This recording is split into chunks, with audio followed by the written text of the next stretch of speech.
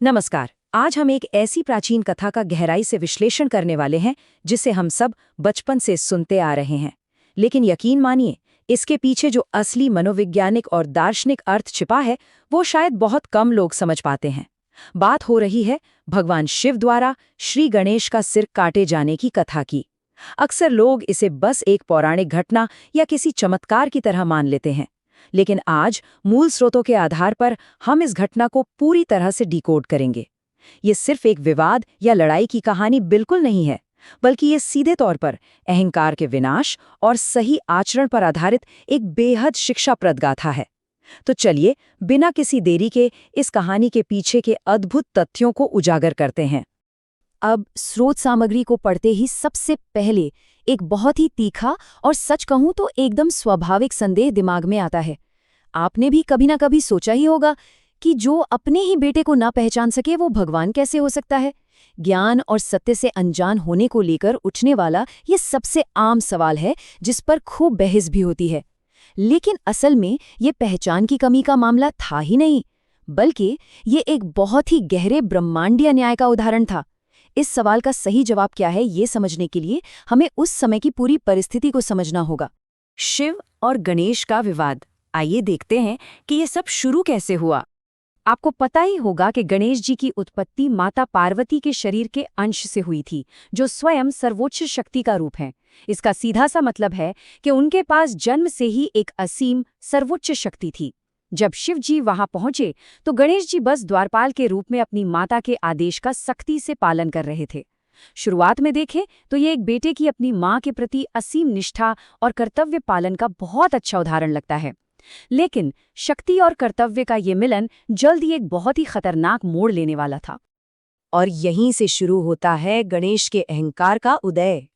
देखिए, अपने कर्तव्य का पालन करना एक बात है, लेकिन जब उस कर्तव्य के साथ आपको अपनी असीमित शक्ति का एहसास होने लगे तो स्थिति विनाशकारी बन सकती है। ये पूरी प्रक्रिया रातों रात नहीं हुई। इसके 4 स्पष्ट चरण थे। पहले चरण में तो गणेश जी का निर्माण ही उस सर्वोच्च ऊर्जा से हुआ। फिर दूसरे चरण में जब शिवजी आते हैं और गणेश जी उन्हें रोकते हैं तो नंदी और शिव के बाकी गण उन्हें चुनौती देते हैं। तीसरे चरण में क्या होता है? गणेश जी अपनी उस असीम शक्ति से शिव की पूरी सेना को ही हरा देते हैं।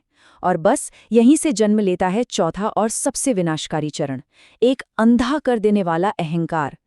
इतने सारे महान योद्धाओं को हराने के बाद गणेश जी को लगने लगा कि जब पूरी सेना मिलकर भी उनका कुछ नहीं बिगाड़ पाई तो इस ब्रह्मांड में उनसे बड़ा बलशाली कोई है ही नहीं। अब वो सिर्फ कर्तव्य का पालन नहीं कर रहे थे, बल्कि अहंकार में डूबकर अभद्र व्यवहार पर उतर आए थे। और फिर आता है इस कथा का सबसे अहम हिस्सा, शिव का न्याय। जब ये पूरी तरह साफ हो गया कि सर्वोच्च शक्ति से जन्मा ये बालक अब अपने अहंकार में इतना अंधा हो चुका है कि वो सीधे ब्रह्मांड के संतुलन को ही चुनौती दे रहा है, तो शिव जी का हस्तक्षेप करना बहुत जरूरी हो गया था। मूल स्रोत एक बहुत ही गहरे दर्शन की बात करता है। अहंकार सभी नाशों का जनक होता है। तो शिवजी ने जो गणेश जी का सिर काटा वो वास्तव में किसी गुस्से में की गई बालक की हत्या नहीं थी, बिल्कुल नहीं। वो असल में उस अहंकार का विनाश था जो उस शरीर पर पूरी तरह से हावी हो चुका था। जिस शक्ति से पूरा ब्रह्मांड संतुलित रहता है, अगर उसी शक्ति से जन्मा कोई प्राणी अहंकार में डूब जाए तो सोचिए पूरी सृष्टि के लिए कितना बड़ा खतरा बन जाएगा। उस खतरनाक अहंकार को जड़ से उखाड़ फेंकने के लिए ही शिव जी ने एक निष्पक्ष ब्रह्मांडीय न्यायाधीश के रूप में ये कठोर कदम उठाया। हाथी के सिर का रहस्य, अब इस पर बात करते हैं। सिर कटने के बाद दुनिया भर के इतने सारे जीवों में से सिर्फ एक हाथी का सिर ही क्यों चुना गया? कभी सोचा है आपने? इसके पीछे का मनोविज्ञान सच में हैरान कर देने वाला है। एक तरफ आप गणेश जी की पुरानी स्थिति को देखिए, असीम शक्ति और असीम अहंकार जो पूरे ब्रह्मांड के लिए एक बड़ा खतरा बन गया था। अब दूसरी तरफ एक हाथी की शारीरिक विशेषताओं पर गौर करते हैं। हाथी का शरीर विशाल होता है, ताकत अपार होती है, लेकिन उसकी आंखें बहुत छोटी होती हैं। इस कारण वो कभी भी अपने शरीर की उस विशालता को पूरी तरह से देख ही नहीं पाता। उससे बाकी दुनिया हमेशा अपने से बड़ी ही दिखाई देती है। और यही उसकी अहंकारहीनता यानी पूर्ण विनम्रता का सबसे बड़ा कारण है। तो एक महाशक्तिशाली शरीर पर हाथी का सिर लगाकर ये सुनिश्चित किया गया कि असीम शक्ति तो पास रहे, लेकिन वो पूरी विनम्रता के साथ हो। शक्ति और विनम्रता का इससे उत्तम संतुलन और क्या हो सकता है? और एक और कमाल की बात बताऊं स्रोत एक और चौंकाने वाला तथ्य सामने रखता है। वो हाथी का बच्चा कोई साधारण जानवर नहीं था। असल में एक समय एक ऋषि ने सालों तपस्या करके ब्रह्मा जी से वरदान मांगा था कि वो इस संसार का सबसे बुद्धिमान व्यक्ति बने। समय आने पर उसी ब्रह्मांडीय नियति के चलते उसी ऋषि को हाथी के रूप में ये दिव्य स्थान मिला। यानी इस चुनाव में सिर्फ विनम्रता का ही ध्यान नहीं रखा गया था, बल्कि सर्वोच्च बुद्धिमत्ता को भी शामिल किया गया था। माता पिता के लिए सीख और सही मार्गदर्शन। शिव जी ने जब अपने गणों को हाथी का सिर लाने के लिए भेजा था, तो उन्होंने एक बहुत ही खास और सख्त शर्त रखी थी।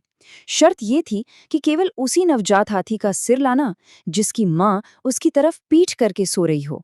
अब ये कोई ऐसे ही दिया गया आदेश नहीं था। इसके पीछे एक बहुत गहरा प्रतीकावाद था। एक माँ का अपने बच्चे की ओर पीठ करके सोना ये दर्शाता है कि वो उसे सही नैतिक मार्गदर्शन देने में विफल रही है। ये सीधे तौर पर माता पार्वती के लिए भी एक संदेश था। पार्वती जी ने गणेश को जन्म तो दिया, लेकिन उन्हें सही और गलत का भेद नहीं समझा पाईं। उन्होंने पुत्र के अहंकार को देखने के बजाय सिर्फ उसका बचाव किया। ये हम सबके लिए, खासकर माता पिता के लिए एक बहुत बड़ी सीख है। बच्चों को जन्म देना या हर हाल में उनकी गलतियों का बचाव करना ही काफी नहीं है, बल्कि उन्हें सही मार्गदर्शन देकर अहंकार से दूर रखना असली जिम्मेवारी है। धर्म और सही आचरण। स्रोत सामग्री बहुत ही स्पष्ट शब्दों में सुर यानी देवता और असुर यानी राक्षस के बीच का अंतर बताती है। सुर वो है जिसका ध्यान धर्म के कार्यों में हो, जो सात्विक रहे और जिसके मन में दया हो। इसके ठीक उलट असुर वो है जो निर्दोषों को सताए, जो क्रूर हो और बात बात पर क्रोधित हो। अब गणेश जी को ही देख लीजिए। उनके पास जन्म से ही दैवत्व की शक्तियां थीं, लेकिन उनका बढ़ता हुआ अहंकार और क्रोध उन्हें धीरे धीरे असुर प्रवृत्ति की तरफ धकेल रहा था। ये साफ करता है कि कोई भी अपनी शक्तियों या ऊंचे जन्म से महान नहीं बनता, बल्कि आपका दयालु होना और धर्मसंगत आचरण ही सच्ची महानता की पहचान है। कहा जाता है ना कि न्याय अंधा होता है, मतलब वो निष्पक्ष होता है। सोचकर देखिए, अगर भगवान शिव केवल ये सोचकर गणेश जी को छोड़ देते कि अरे ये तो मेरी पत्नी का पुत्र है, और उसके अहंकार को वैसे ही बढ़ने देते, तो फिर एक देवता और किसी अनैतिक असुर में क्या ही फर्क रह जाता। स्रोत ये बिल्कुल साफ कर देता है कि चमत्कार का अर्थ ये नहीं है कि कुछ भी मनमाना किया जाए, चाहे वो कितना भी गलत क्यों ना हो। एक अहंकारी व्यक्ति, फिर चाहे वो स्वयं पार्वती का पुत्र ही क्यों ना हो, कभी देव नहीं कहला सकता। शिव जी ने न्याय करके ये स्थापित कर दिया कि धर्म और नैतिकता के नियम सबके लिए एक समान है। तो इस पूरी कथा का विश्लेषण करने के बाद एक बहुत ही गहरे प्रश्न पर विचार करना बनता है। क्या सच्ची शक्ति बेजोड़ शारीरिक ताकत में छिपी है, या फिर अपने खुद के अहंकार पर पूरी तरह नियंत्रण पा लेने में?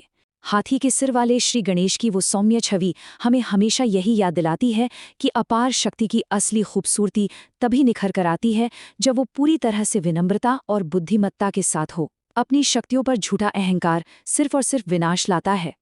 तो अगली बार जब आप इस कथा को सुने या याद करें, तो इसे केवल एक चमत्कार की तरह मत देखिएगा, बल्कि इसे अहंकार के विनाश और सही आचरण के एक बहुत ही महान संदेश के रूप में अपनाइएगा।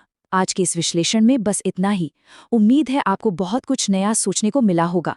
मिलते हैं अगले ऐसे ही एक गहरे विश्लेषण के साथ।